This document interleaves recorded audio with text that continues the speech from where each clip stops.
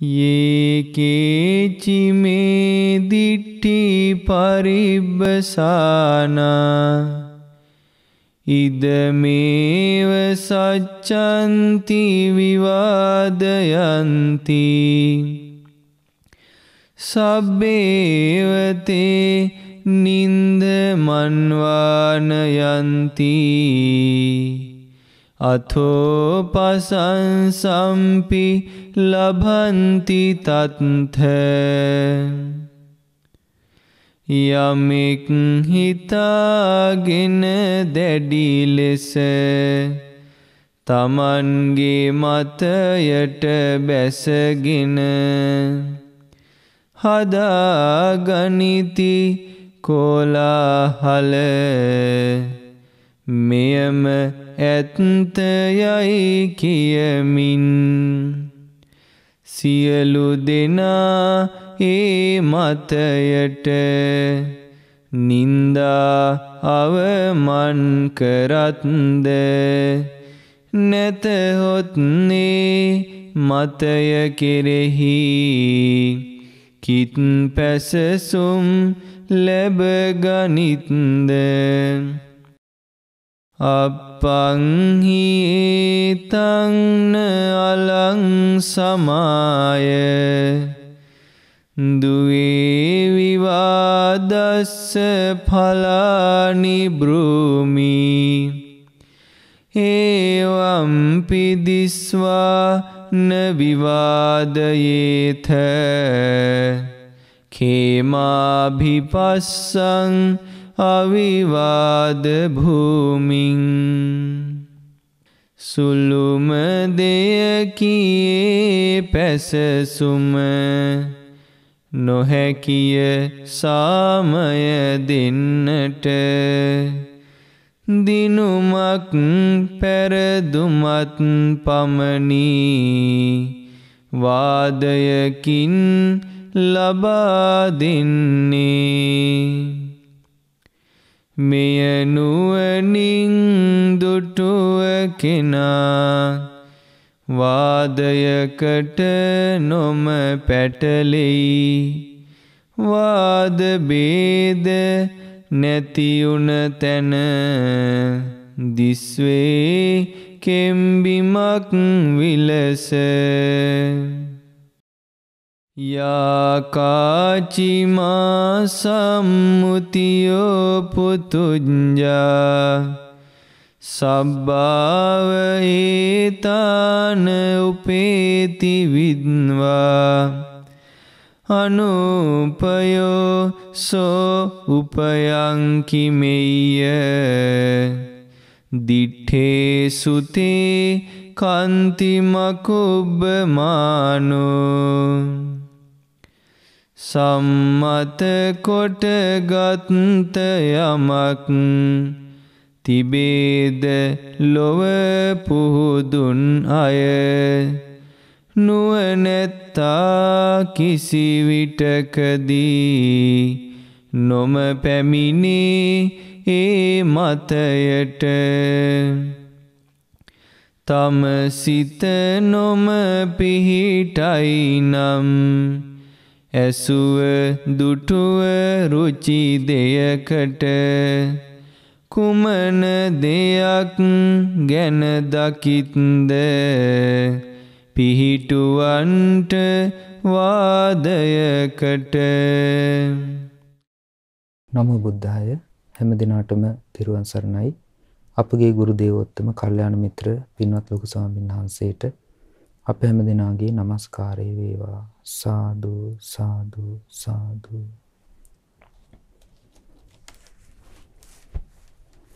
ශ්‍රද්ධාවන්ත පින්වත්නි, අපගේ ශාස්ත්‍රඥ වහන්සේ වදාළ ඒ උතුම් සද්ධර්මය ඔබ මේ දහම් වැඩසටහන් මාලාවේදී ඒ අටක වර්ගයට අයිති දේශනා ටික තමයි ඉගෙන ගන්නෙ. බුදුරජාණන් වහන්සේගේ මේ සද්ධර්මයේ තුල අපි ඉගෙනගත්ත බොහෝ කරුණු ඒ ගාථා වලින් භාග්‍යතුන් වහන්සේ විස්තර කරන ධර්මය.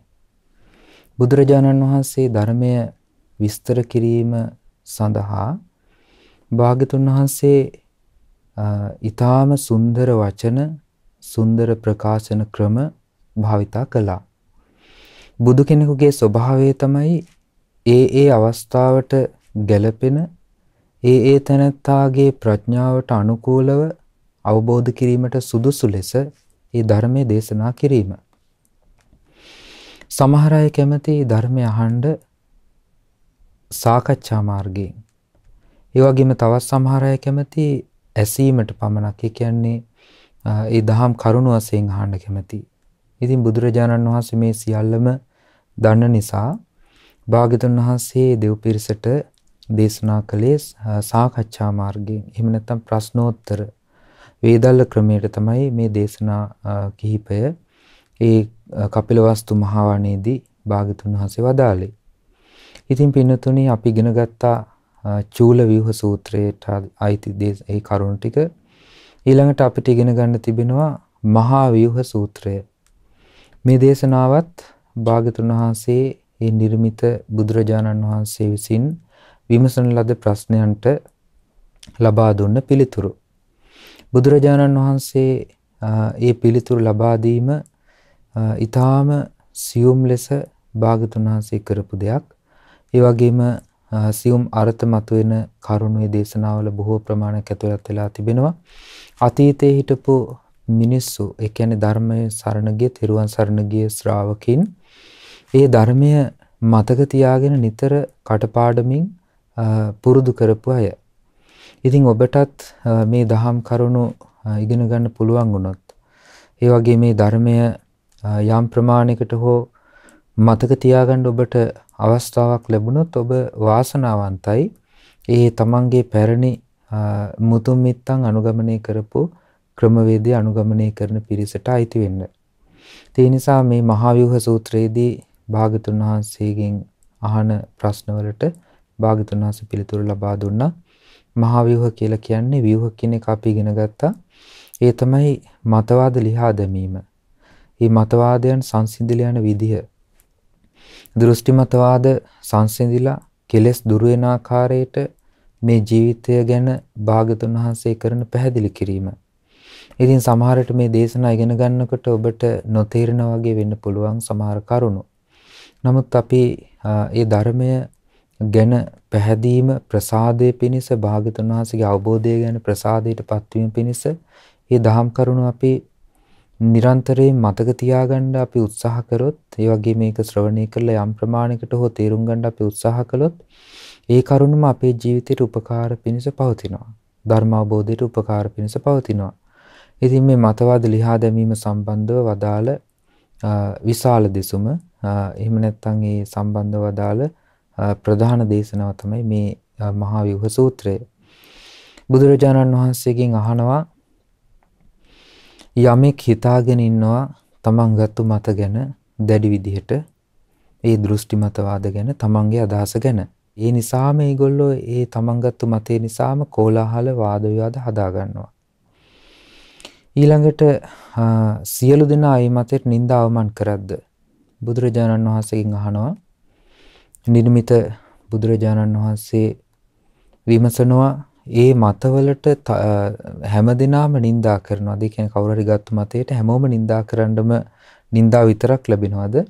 එහෙම නැත්නම් ප්‍රශංසා කරන්නත් ප්‍රශංසාවකුත් ලැබෙනවද කියලා තමයි ප්‍රශ්නේ අහන්නේ.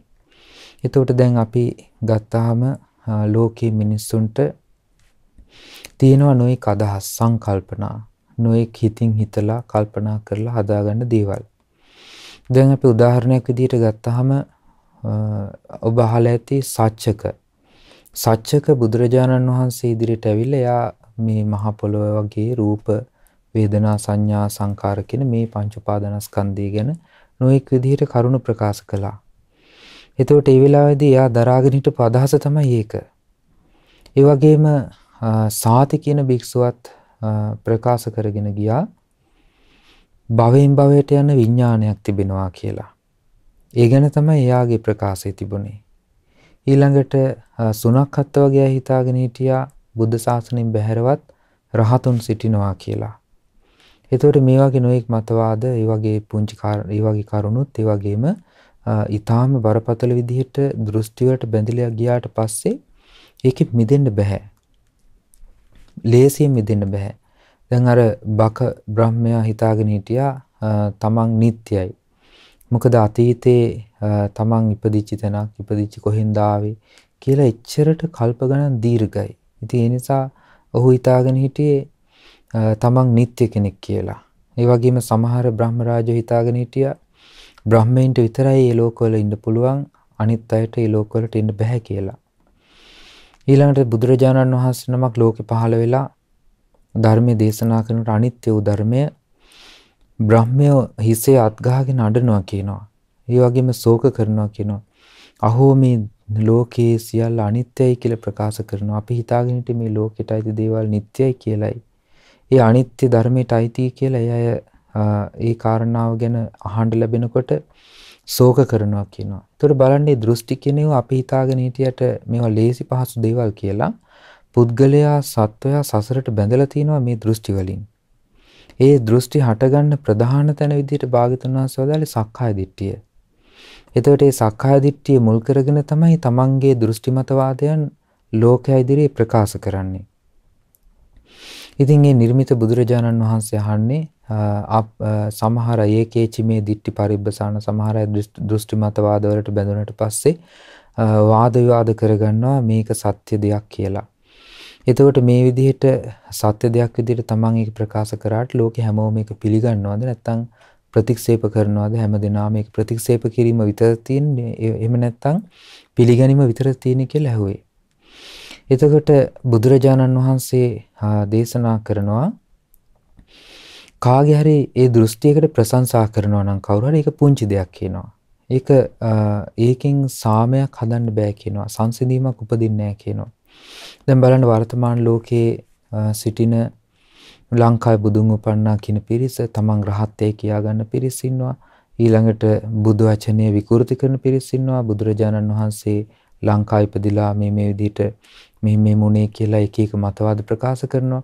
ඒතර මේවට ප්‍රශංසා කරන අය ඕනතරම් ඉන්නවා ලංකාවේ. ලෝකේ ඉන්නවා.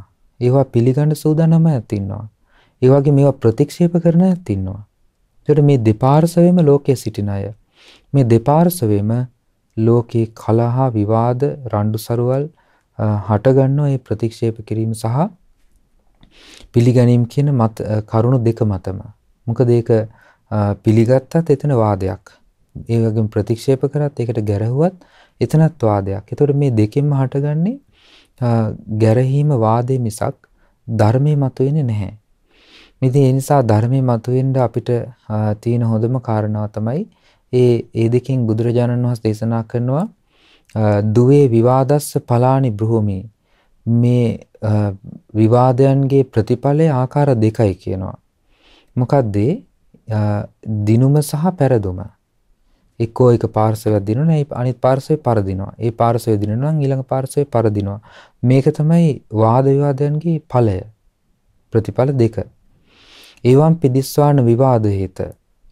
ওই විදිහට ඒ ජය පරාජයේ තියෙන අනතුරු දකින්න කියලා බුදුරජාණන් වහන්සේ වදාරන්නේ ප්‍රශ්නෙට පිළිතුරු දෙද්දී ඒ ජය පරාජයේ තියෙන ඵලය තමයි ජයං වේරං පසවති.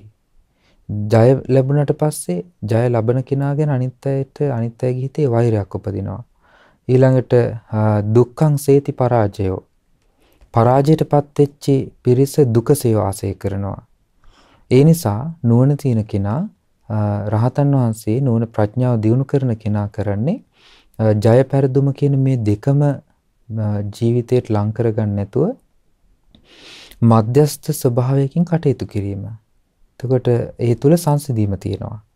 එහෙම නැත්නම් සංසිඳීමක් උපදින්නේ නැහැ. ඉතින් ඒ නිසා ලෝකේ වාද විවාද කර ගැනීම තුල ජයත් පෙරදුමත් කියන දේ තමයි ලැබෙන්නේ. ජයං වේරං පසවති. ජය නිසා අනිත් අයගේ හිත තුල වෛරය උපදිනවා. ඊළඟට දුක්ඛං සේති පරාජයෝ. පරාජය නිසා දුක උපදිනවා, දුම්නස උපදිනවා, මානසික ශෝකය උපදිනවා, පීඩා උපදිනවා. මේක තමයි පරාජයේ ප්‍රතිඵලය. එතකොට ඒවම් පිදිස්වාන විවාදයේත. ඔය කරුණ දැකලා වාද කරන්න එපා කියනවා. වාද නොකිරීම තමයි කියනවා යහපත. කේමාபிපස්සං අවිවාද භූමින්. කේමාවිපස්සං කේම කියලා කියන්නේ බය නැති තැන. ෂේම භූමිය. Tamanට උපකාරයක් ලැබෙන තැන. කුමක්ද උපකාරයක් ලැබෙන තැන? අවිවාද භූමි කියලා දෙයක් තියෙනවා. විවාද භූමිය කියලා තියෙනවා පෘථජන භූමියට. අවිවාද භූමිය කියලා කියනවා ආර්ය භූමියට. එතකොට කෙනෙක් ආර්ය භූමියට පැමිණුණාට පස්සේ ඊළඟට නිවන නම් වූ කේම භූමිය, ෂේම භූමියට පැමිණුණාට පස්සේ ඒ සඳහා පුරුදු කරන මාර්ගයට පැමිණුණාට පස්සේ ඒ ශ්‍රාවකයා ආධ්‍යාත්මික වූ සංසිඳීමකින් වාසය කරනවා. මේක තමයි ධර්මයෙන් ලැබෙන යහපත. ධර්මයේ විසින් පුද්ගලයාව ගෙනියන තැන. ඉතින් ඒ නිසා බුදුරජාණන් වහන්සේ දේශනා කරන යාකාචිමා සම්මුතියෝ පුතුජ්ජා. මේ ලෝකින සම්මත කරගෙන නොයෙක් දේවල් පෘථජ්ජනයන් විසින්. පෘථජ්ජනයන් විසින් සම්මත කරගත්තු දේවල් තියෙනවා. සබ්බාව ඒතාන උපේති විද්වා. ඒ කිසිවකට නුවණැත්තා ඒ කිසිම මතයකට ඒ පෘථජ්ජන මතයකට පැමිණෙන්නේ නැහැ. පෘථජ්ජනීන්ට සාධාරණ නොවූ ආර්ය භූමියට පැමිණුණාම යම් කෙනෙක් ඒ ආර්ය භූමිය තුල ඔහු පෘථජ්ජනයන්ගේ ලෝකය හප ස්පර්ශ කරන්නේ නැහැ. ඒ කරා නැවත පැමිණෙන්නේ නැහැ. කෙනෙක් සද්ධානුසාරී වුණොත්, ධම්මානුසාරී වුණොත්, සෝතාපන්න වුණොත්, සකදාගාමී වුණොත්, අනාගාමී වුණොත්, අරහත්ත්වයටපත් වුණොත් ඒ ශ්‍රාවකයා විවාද භූමිය ඉක්මවා ගියා.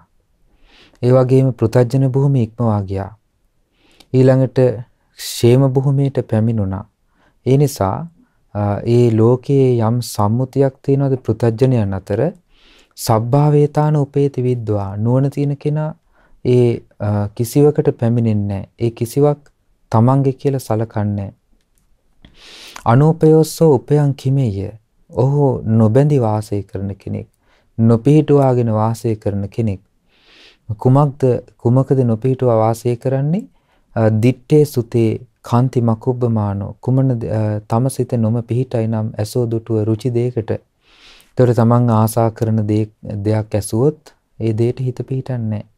ඒ වගේම තමන් අමනාප දෙයක් ඇසුවොත් ඒකට හිත පිහිටන්නේත් නැහැ. ඊළඟට තමන් අමනාප දෙයක් දැක්කයි කියලා ඒකට හිත පිහිටන්නේත් නැහැ. මනාප දෙයක් දැක්ක කියලා ඒකේ හිත පිහිටන්නේත් නැහැ. ඒක ග්‍රහණය කරගන්නේ. ඒකේ සිත නොපිහිටව වාසය කරන නිසා ඔහුට කිසිම දෙයකට වාදයක් උපදවන්න කරුණක් යෙදෙන්නේ නැහැ. ඒක තමයි ෂේම භූමිය. ඒක තමයි අවිවාද භූමිය. ඒ නිසා ලෝකයේ සාමාන්‍ය ලෝකයේ මිනිස්සු දැන් බලන්න අපිට හොඳටම පැහැදිලිව පේනවා මේකෙන් ධර්මය අවබෝධ කරගන්න ශ්‍රාවකයා සැබෑවටම අභ්‍යන්තරයේ සංසිඳෙන්නේ කොහොමද කියලා. අභ්‍යන්තර ජීවිතය තුළ සංසිඳිලා වාසය කිරීම කියලා කියන්නේ හරිම විශ්මිත දෙයක්. ඒක මේ සාමාන්‍යයෙන් අපි කතා බහ කරලා නිකන් රණ්ඩු සරුවල් වෙලා ගහ මරාගෙන ගහ බැනගෙන අනිත් අයට වාදයට අඬ ගහලා එහෙම කරන්න පුළුවන් දෙයක් නෙමෙයි අවබෝධය කියන දේ. අවබෝධයටපත් වුණා කියලා ඒක 아무තෙන් හඬනගා කීමකුත් නෙමෙයි.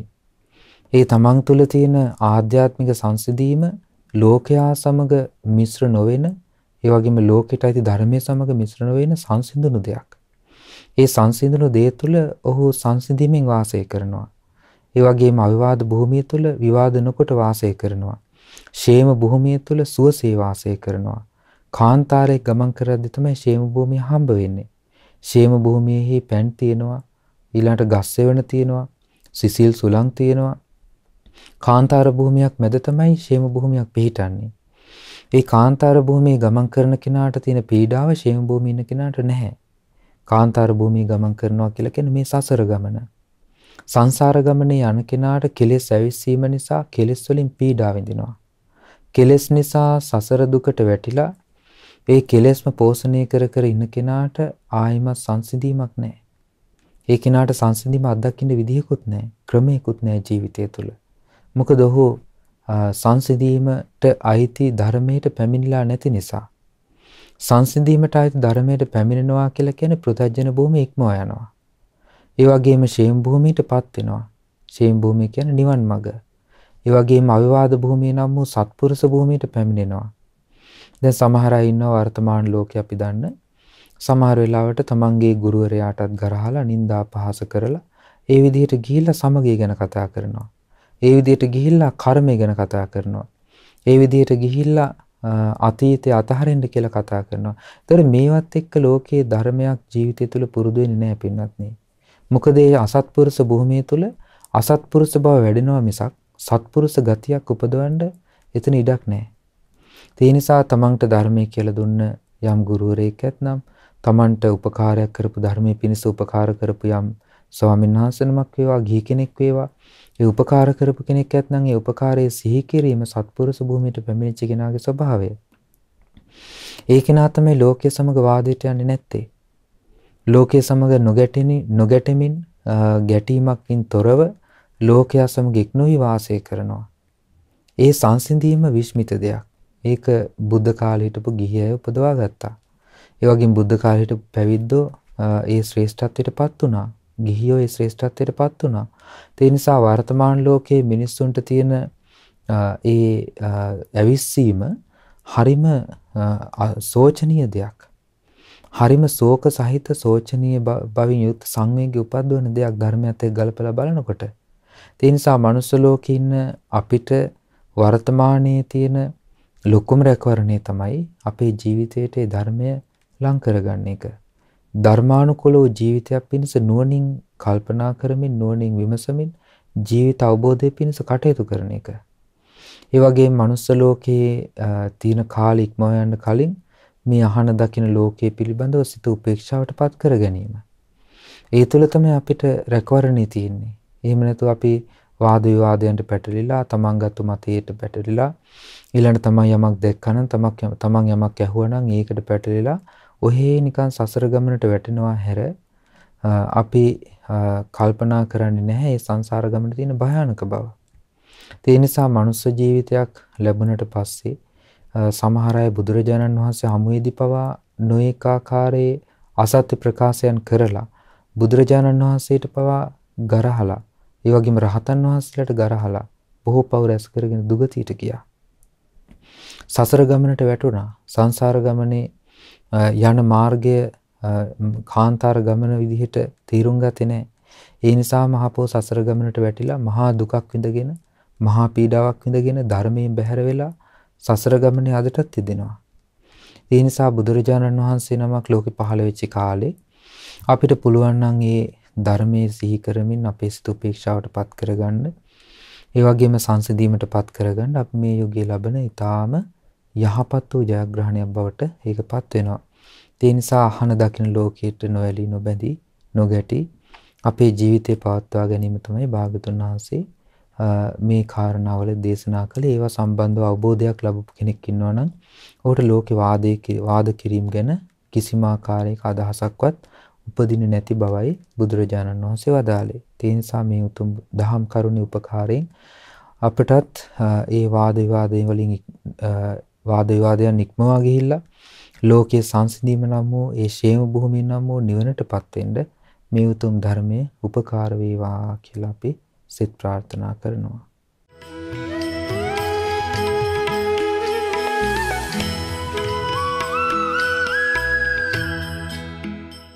අද දවසේදී මේ උතුම් සදහම් වැඩසටහන සඳහා දායකත්වයේ සපයන්නේ එංගලන්තයේ පදිංචි පින්වත් සොමිල් මහත්මයා, රම්‍යා මහත්මිය, කාමලිකා මහත්මිය, දීපා මහත්මිය කියන පින්තුන් විසින් රැස් කරගත් සීල පුණ්‍ය ධර්මයන් සීල දෙවියෝ අනුමෝදන් වෙත්වා. දෙවියන්ගේ ධාර්මික රැකවරණ ආශිර්වාදය හැම දිනාටම සැලසෙත්වා. සීල දෙවියෝ උතුම් ධර්ම අවබෝධයෙන් සැනසෙත්වා. කල්යාණ මිත්‍ර ගුරු දේවෝත්තම පින්වත් ලොකු ස්වාමීන් වහන්සේට රැස් කරගත් සීල පින් අනුමෝදන් වෙත්වා. නිදුක් වේවා, නිරෝගී වේවා, සුවපත් වේවා. උතුම් ධර්ම අවබෝධය පිණිස මේ පින් උපකාර වේවා. මිය පරලෝකයේ දෙමව්පියන් ඇතුළු සියලුම ඥාතීන්ට මේ පින් අනුමෝදන් වෙත්වා. දායකත්ව දරූ පින්තුන් නමින් මියගිය සියලු දෙනා මේ පින් අනුමෝදන් වෙලා පරලොව වශයෙන් සැපවත් වේවා, සුවපත් වේවා, සංසාර දුකින් අත මිදෙත්වා. මහමෙවුනා වාසී සියලු මහා සංඝරත්නයටත්, අනුගාරිකා මෑණියන් වහන්සේලාටත්, ඒ වගේම පැවිදි අපේක්ෂක දරුවන්ට, ශ්‍රද්ධා කාර්ය මණ්ඩලයේ සියලු පින්තුන්ටත්, ශ්‍රද්ධා මාසික ධර්ම දාන සමාජිකත්ව දරන සියලු පින්තුන්ටත්, නොයෙක් කාර්යම් උපකාර කළ හැම දිනාටත්, දායකත්වයේ දරණේ සොමිල් මහත්මයා, රම්‍යා මහත්මිය, කමලිකා මහත්මිය, දීපා මහත්මිය කියන පින්තුන් ඇතුළු මේ පවුල්වල සියලුම දෙනාටත් මේ පින් අනුමෝදන් වෙත්වා. හැම දිනාම නිදුක් වේවා, නිරෝගී වේවා, සුවපත් වේවා. උතුම් ධර්ම අවබෝධයේ පිණිස සියලු පින් උපකාර වේවා. හැම දිනාටම තෙරුවන් සරණයි. නමෝ බුද්ධාය. මෙවැනි වටිනා ධර්මදේශනා නැරඹීමට ශ්‍රද්ධා YouTube චැනලය සබස්ක්‍රයිබ් කර සීනුව ලකුණ ඔබන්න.